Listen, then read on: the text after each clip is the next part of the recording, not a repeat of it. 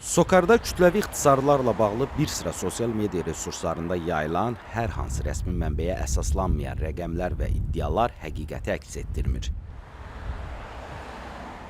Bu barədə reportaj SOCAR-dan bildirilib. Məlumata görə 2024-2025-ci illər ərzində SOCAR-da işçi dövriyyəsi üzrə orta illik göstərici cəmi 2,4% olub ki, bu da şirkətin əmək bazarında sabit işə götürən olduğunu təsdiq edən mühüm göstəricilərdəndir. Qeyd edilən işçi dövriyyəsinin böyük əksəriyyəti işçilərin təbii axını hesabına baş verib.